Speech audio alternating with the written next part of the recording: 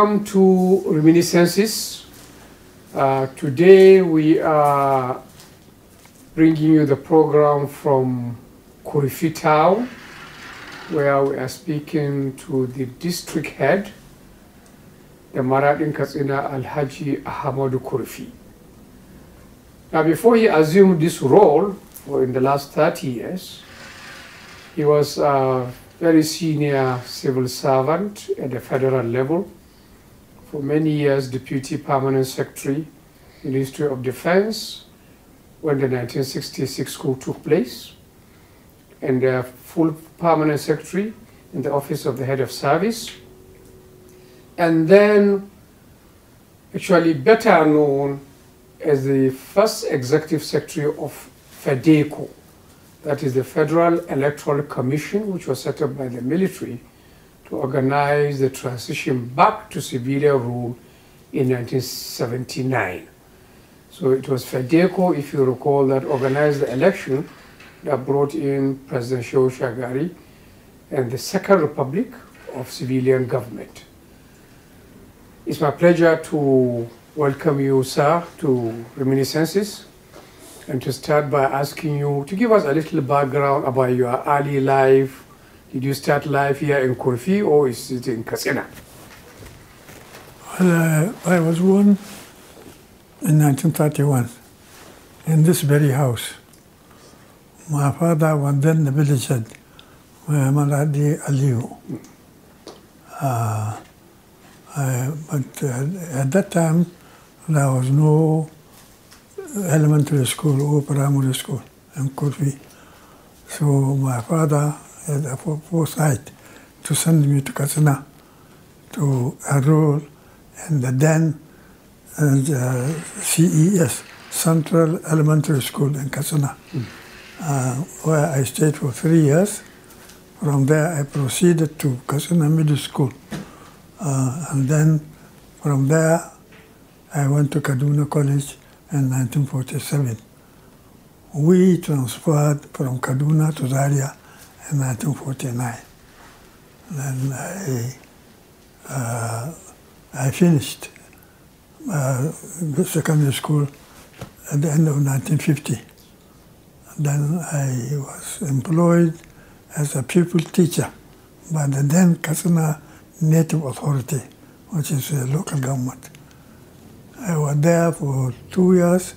There was a new school, a new teacher training college, which they call HETC, Higher Elementary Training Center. I was there for 2 years. After that, I was employed as a classroom teacher in 1953. In 1953, then I got a scholarship to go to England to study. I was there for 5 years. Was it difficult to get scholarship for being a small teacher in a primary school to all the way to England? Well, the Northern Regional Government, they knew this thing was coming, independence was coming. But in the North, there was a dearth of qualified people. In fact, very few graduates, because at that time there was no university at all. Even Ibadan was a college of the University of London. But our leaders at Dauda Sokoto, may his soul rest in perfect peace, the head of foresight said, okay, those of us who had what then was called Senior Cambridge School Certificate, be sent to England to study for some 2 years, and then from there we got entrance into British universities. Were you sent with a group? Are you in a group that you went to England? No, not yes, not individually, but we met there. We became a group there, Northern Students Union. Yes, but we are not many. See? How was life then? You transplanted from Katsina straight to the UK as a young man. In those days, there were very few, even black faces in England. Most of the black faces were from the then West Indies, you know, descendants of slaves that were sent to North America. So there are many of them in the, but then others, southern Nigerians. There are quite a number. But from the north, we are very few. Can you remember some of them, some of those people? Can you remember those who were with you then? Well, I remember most of them are now late. I remember there was one German. In fact, there was a student hostel. They call it Colonial Student Hostel at number 1 Hans Crescent in southwest London. Right. So most of us were lodged there. Right. At least for the first year or two. Right. You are lodged there before you move to a private lodging. So was it difficult adjusting to life in England? Did you have really difficult? Things were totally different. We went there. All the faces were white. Very few black faces. So there was a lot of discrimination. Yes, but the very supple one. You know, the British people are very civilized. They would like to show you, but it is there. If you want a house to rent, it is advertised, this is vacant. The moment you go there, they show black face, they say it will take a while. See? But it is not open. And then in the buses, in the streets, everybody minds his own business. Unlike in Nigeria, people are talking. They are just reading newspaper. Yes. Nobody bothers about it. There is discrimination, but it's not open. Yes. So you graduated, one of the first crop of northern graduates came back to the north. Yes. What happened to you? Pardon? What happened to you after you came back, after graduation? Even before, you know, our leaders then, they had foresight. When we were nearing completing our courses, they started thinking of where to place us. I was asked, since I studied economics, whether I would like to join KTL, Kaduna Textile, to be a trainee manager. You see, the company that was a partner for the Northern Nigeria government was from Manchester. I said they should, if I want, I should go to them and so that I can be trained as a trainee manager. Right. So that later on, I will take over from the white people in Nigeria. So I went there. So you started your training already while you were a student in the UK? No. Okay. After you came back? So they said I should see the people there in UK. Well, at that time, you know, I'd been in UK for nearly 5 years. I know them. It's not the European. I used to be masters here in Nigeria, but there we are equal. Yes. We are in the same class with the white people. So naturally, they will see us as a threat. But they said I should go and see them so that the Kaduna Textile, I should be trained as a manager, as a future manager. I was interviewed, and naturally they saw me as a threat. And I didn't like it, so I said I don't want it at all. So I refused. Then there was a company they called Nigerian Produce Marketing Company. That company was the company that sells Nigerian produce overseas. There are marketing boards. Northern Nigeria marketing board, Eastern Nigeria, Western Nigeria. When they buy produce from the farmers, that company sells the produce overseas. So there was that company. They were also asked whether I would like to join that company. I said, no, I'm not. I said I should join the company. Immediately, I should come back to Nigeria after 25 years. Then after a month or so, I should come back. So I came back. The Sadona then, he interviewed me. We want you to be this. So I have been away from my father, from my mother. In those days, you don't have this ICT. No communication. No communication. Yes. My father and mother for 5 years. Now I'm come back. He wants me to go back in a month's time. Unless you want, I told him, Sadona, unless you want to send me on exile, huh? I don't want it. Yes. So he let me. He tried another place. I said, no. Since the Europeans, the then district officers, the permanent secretary and so on, they are in charge of the directors, they are in charge of ministers and the parastatals. So I would like to join administration as assistant district officer. So you didn't want the private sector? You didn't want to go to the private sector? No. Because I have no interest. I wanted to be in government. So where were you posted when you came? Well, first I was posted to the provinces. I was posted to Niger province. I was posted to Mina. So I wanted, and in those days in each province there was a resident commissioner. We call him resident in Hausa, Radda. He is in charge of the whole province. And we had 12 provinces in the north. So I was sent to Mina to the resident there, resident commissioner. How long did you stay in the regional service before you transferred to the federal? Well, I stayed, I returned from UK in 1958. And I stayed in the regional service up to 1960. And then Sadona said, look, independence is approaching. In the ministries, we have the government, their party, they have the government coalition. They are in charge, but in the ministry, if you go there, the minister is a northerner. But from him, the next one will be a messenger. We don't have anybody in between. Now, I remember you somewhere where you said you were in Lagos, I think, is it around Badagry, when Nigeria, the Independence Day, 1960 came. And even at that time, there were agitators who were saying Nigeria should not be to one. Yes, there were people who were raising their flag in Badagry as Oduduwa. In 1960? Yes, in 1960, because they wanted Awolowo to be the prime minister.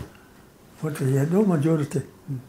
It was a northerner who became the prime minister, Abubakar Tafawa Balewa. So there were, even some of them were raising their flag of Oduduwa. Of course, they didn't succeed at all. How was your stay in Lagos? Did you have a family then, or your own? No. Right, even before I went to England, I had a wife. I had my son. Yes. My son now is about 70. Yes. You see?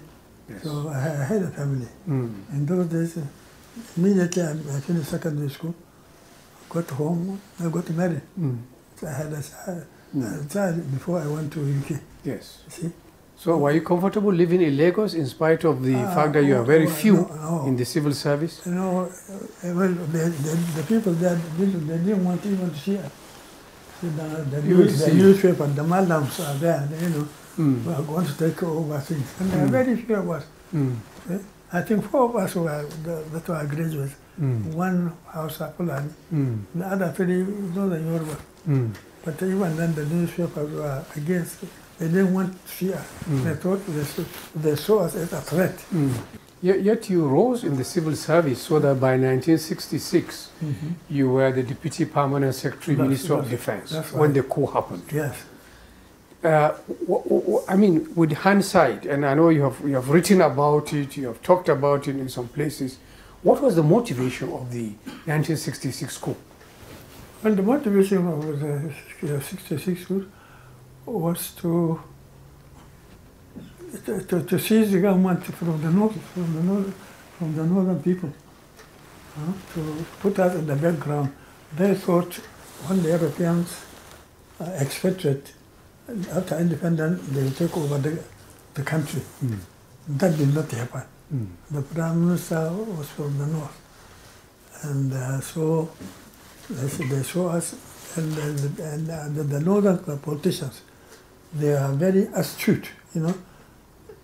They were better politically than those in the South, even those who had PhD. You know? But ours, they went only to middle school, not even to secondary school, but politically because they had experience. So they saw that these people were so experienced, you know. They thought by killing them, by killing Sardauna, by killing Oliver, the government would be there. Well, unfortunately for them, our people, they had foresight. When I was sent to Lagos, I was sent to the Ministry of Defense. Defense, yes. And there was recruitment of officers, potential army officers. And the recruitment team went around to Kaduna, to Enugu, to Ibadan. So when I was sent to the ministry, it was not part of my job to do the recruitment. There was another officer, a Yoruba man, who was doing the recruitment. But when I got to the ministry, he told me that he is going to Kaduna for recruitment. So I went to the permanent secretary. At that time, senior assistant secretary, deputy PAMSA, they are all Europeans. So I said, look, since this recruitment is being done in Kaduna, and I am from the north, why not me, although it's not my schedule? Well, they are afraid of me. I mean, the white people. They thought I was from Bauchi. I was planted, but I didn't know anybody. I was just posted there. So they said, okay, you go. Bauchi because of the Prime Minister? Yeah, exactly. Yes. They thought I was, no. I only know him from pictures. I never met. So they said, okay, you can go to Kaduna for the recruitment. In Kaduna? Yeah, in Kaduna. So when I came back, I was then assistant secretary. I wrote my report. I said, look, this is what I saw. About 100 people came for the interview, 70 of them from one tribe. I said, this is not good. There should be a quota system. For every 100 people, let 50% come from the north. And the other 25 from the east. In those days, we have 3 regions, and 25 from that one. Of course, everybody opposed. They oppose it. Even the Europeans, they oppose it. They say it's opposed to marriage. This is as if marriage is confined to a particular area. So they say no. This my recommendation is unacceptable. I said, but I know I'm right. So there will be a day when it will be accepted. So immediately independence came. Ribadu was sent as being the most senior minister. He was sent to the Ministry of the newly created Ministry of Defense. So he came. Immediately he came. I showed him the file, my recommendation, which was rejected. Okay, so he just kept the file. So those ministers were very experienced people, very intelligent people. So I gave him the file. I said, look, this is what I wrote. It was rejected. So he kept quiet. So he took the file to Kaduna. They used to have a meeting every 3 months or so, presided over by by Sardauna. All the ministers, senior public officers, they used to meet in Kaduna to discuss the position of the North in the context of one Nigeria. I say, okay, so this is what is among the recommendations. And the donor said, that's why we send them there. If we did not send this young man, how would we know? So this was the start of the quota system in the Ministry of Defense. Did it apply to other ministries? No, the quota system, at that time, it was confined to the recruitment of soldiers, only the officers, you see. Because although we didn't know that even going to be anything like a military coup, but we say no. The recruitment of military officers, 50% should come from the north, 25 from the east, 25 from the west. You see? Of course, they oppose it, like people oppose sort of they call federal character. Even today, there are people who said it is now married. I think marriage is confined to a particular area. You yourself was actually almost killed during this 1966 coup because as the most senior defense ministry official present in Lagos, you were moving around trying to know what is going on. What happened on that night? Well, have you read my book? Yes, that's why I picked this information. Exactly. You see, about 1 or 2 a.m. in the morning, the then acting Inspector General of Police, Kam Salam, and the Commissioner of Police for Lagos Territory, Hama Maiduguri, they came to my house about 2 a.m. My house was very near the house of the Lagos Police Commissioner. They said they heard that the Prime Minister has been kidnapped. I know officers, especially young northern officers, they talk about all this change of government and so on.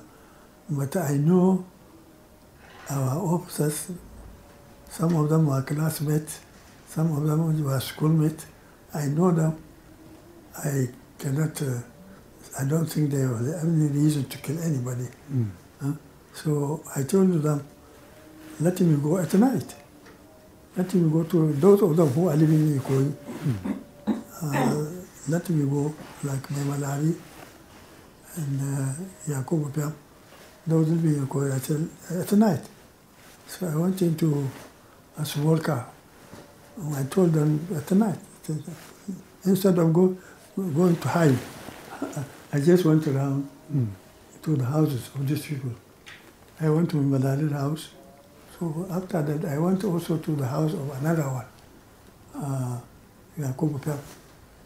His wife told me that somebody came, they took him away. Again, instead of myself going to hide, there was somebody who was from Ibadan. He was lodged in the Ikoyi Hotel because there was as I told you, Memalari married a wife. And there was a party, so most senior officers gathered in Lagos and they wanted to eliminate them that night. In fact, they wanted to eliminate them at the venue of the party, in the very house. I was the deputy pamsar, my pamsar and the minister were away. So they wanted to round us up, to kill us there. Were you at the party yourself? We were there. In fact, I was the most senior man there. So, but then it was during Ramadan. They arranged that by 12 midnight or so, you know, most of us would be at the party. They would kill us. But because it was Ramadan, after, before 9 o'clock, most of us went away. They didn't have any alternative plan. So they only went and they killed the Prime Minister and the Sadona. People like us were also targeted, but they were then minor compared with other people. So they couldn't say, because I was listed, the person who killed the Prime Minister, my name was there. After I killed the Prime Minister, Subola Gafaraj luckily compared with the Prime Minister, Prime can be eliminated later on. What happened to you after the coup? After the coup? Yes. The then governor of northern Nigeria, Hassan Usman Katsina, he said there's a marketing board. It was in charge of the economy of the north. He said he had instituted a commission of inquiry about the activities of the marketing board, and he wanted me to go there. So this is what happened. So I was posted to the north to look after the Northern Nigeria Marketing Board. Later on, when the states were created, it became Northern States Marketing Board. So there I stayed until later on I disagreed with the governor, with the new governor. See, I had to go back to Lagos. When you went back to the federal service, and then this appointment to FEDECO came, the soldiers were tired or were under pressure to leave, and the civilian elections is to be organized. So were you surprised you were called upon to be the midwife of this process as executive secretary of FEDECO? Well, actually, after quarreling with the governors in the north, the 6 governors, I felt, and that one affected my own promotion. So what was the quarrel about? Maybe I should ask. Well, you know, they wanted to do things not in accordance with the law. In those days, we had what we call GO, General Order. Everything you do, you look at the General Order, this is what it says. You can do this, you can do this, you cannot do this. You see? The soldiers don't want that. But we insisted, no, we have to follow the rules and regulations. See? So they don't want it. See? So I had to leave. So they asked you to leave, or you left on your own? No, since I came originally from the Federation, I went back. Yes. But after quarreling with them, it even led to my own demotion. one rank below. I went back at a lower rank. But within the same year, I was promoted again. See? So, FEDECO, how did it come about? How did you get involved with elections from being an economist and some high official of defense ministry? Yeah, well, actually, most places wherever I worked, I was being asked to. I never begged anybody to either to appoint me something. I never did it. So the military, when they wanted to handle this Murtala and the Obasanjo government, they wanted somebody. They came, they wanted me to go there. I said no. I suffered by being in the Northern Nigeria Marketing Board. I even lost a rank. So I said, I don't want to do this. I don't want your job. Please leave me in the ministry. Things are easier there. Most of my colleagues that remain in the ministry have not even become permanent secretary. I am still deputy permanent. Please leave me. They insisted. I said, okay, if you insist, then you must give me the title of executive secretary with full powers. So they agreed. At the time, Obasanjo, Uncle Murtala has been killed. Obasanjo, he said, look at this man. Almost 100 applications. Wanted this job. We are giving him this job. And he even denied. What kind of man is he? He said, well, because I have the experience. I want to remain in the ministry so that I rise to become permanent secretary and retire. That's all I want. And you keep on taking me from one difficult place to another difficult place. So was the job difficult? Did you find that the job was very difficult? Which one? The FEDECO job. FEDECO? Yes. Oh, what well, dealing with politicians, yes. But you were under tremendous pressure. Yes. But they could not even attempt to bribe me because people told them this man will not accept your money. So I managed them. And Awolu, Azikwe, and Wazir Ibrahim. Wazir Ibrahim was even my schoolmate. But all the same, I didn't favor him at all. See? So how did you feel when the election became controversial? Some people were saying the result 12 and 2/3 didn't satisfy the criteria of 13 states. You see, They are telling lies. You see, what the law says, to be able to be elected president of Nigeria, number one, you must have the highest number of total votes cast. Your vote should be the highest. Then you should have 2/3 of certain states. It does not mean physical state. People interpret it into physical state. It means the votes of those states. I see. So that can be a fraction. So there are people who are twisting it to say, how can you have 2/3 of a state? No, but the law really means 2/3 of the votes of the states. And they will use that one to get 12 and 2/3. After the election, the 1979 election, I think that was an attempt to persuade you to continue in FEDECO. Yes. Why did you refuse? After experiencing what I experienced, the new government of Shagari wanted me to continue. They wanted Nassama also to continue. He is already a retired officer. He said no. I said no. After serving this place, because after the election, I stayed there. There was no commission, but I stayed there for 1 year until another commission was appointed. Instead, I opted to go to United States, or what we call sabbatical. I just went to University of New York. And this is when your writing career really began. Yeah? Because I said this is when your writing career began. Can you tell us something more about your books for those who don't know? What motivated you to start writing, and what the choice of the subject? When I went to the University of Columbia University in the United States,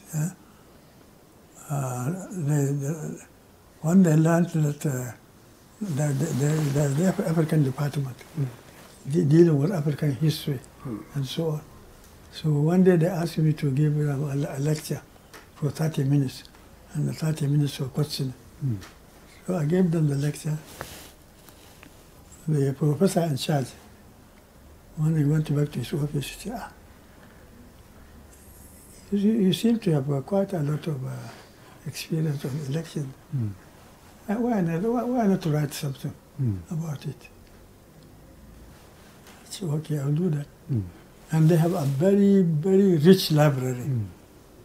So when I went there, I read about election in other countries, even in Russia.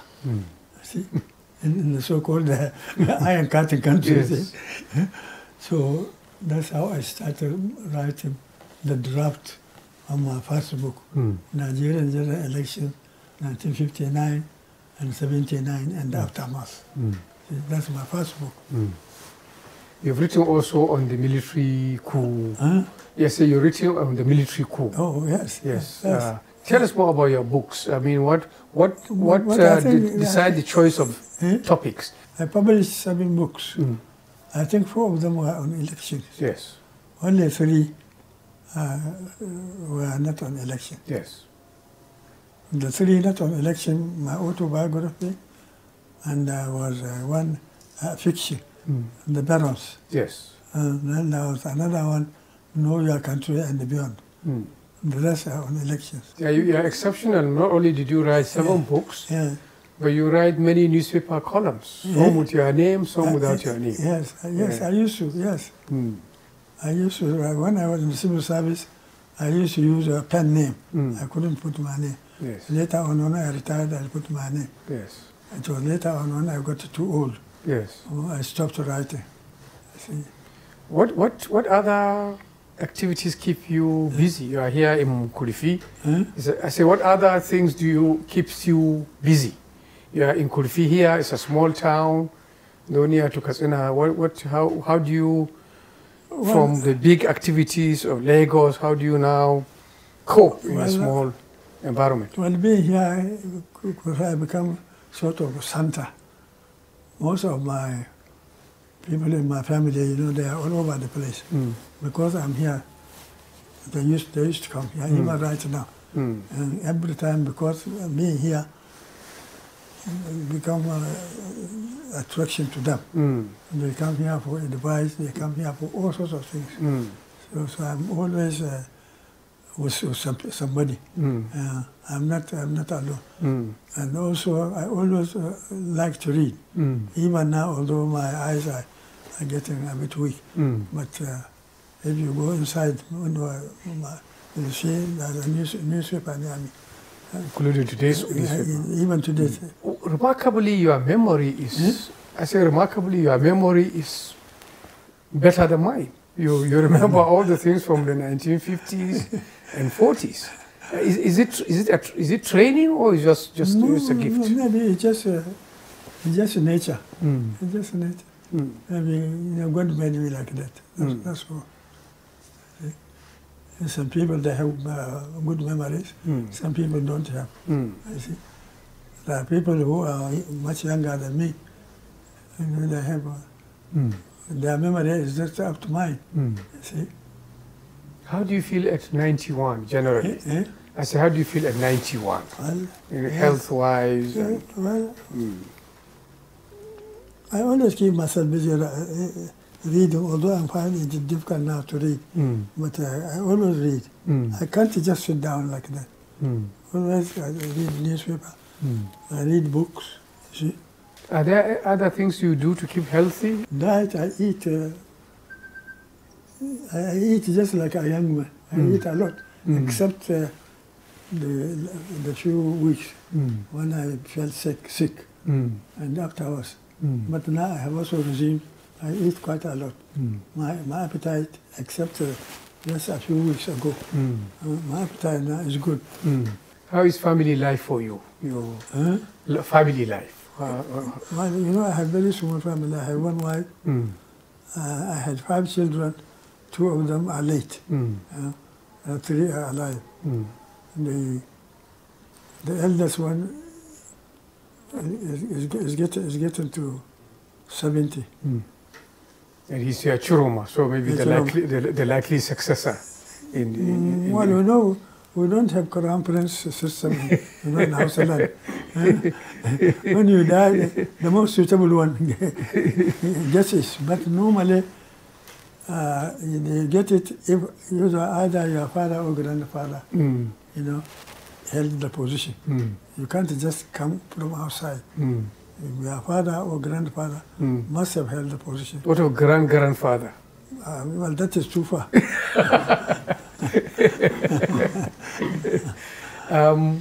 What advice will you give we the younger people who, the country has become perhaps more difficult than in your time when you are in the civil service? Well, the country at one time, the population was just 30 million. While we were in the civil service. Now it's 200 million. So things are different, totally different. What we were able to do in those days, we cannot do now. Even if I'm in the civil service, I cannot do what I used to do. Things are so big. See? The society is so complex. The whole world is complex. See? But you blame the current leaders or the leaders even before them for lack of foresight to see that, look, the population is growing, but the infrastructure is not keeping up with that. Well, you see, the current leaders, they didn't know what it was during our time. Things were less complex. We were able to manage them easily. But now things have changed. The whole world has changed. The leadership of the world. You have people like Trump lead America. Before American leadership, people look up to America. People look up to Britain. They have people around leaders like Winston Churchill that won the war, the Western powers. Yes. Roosevelt,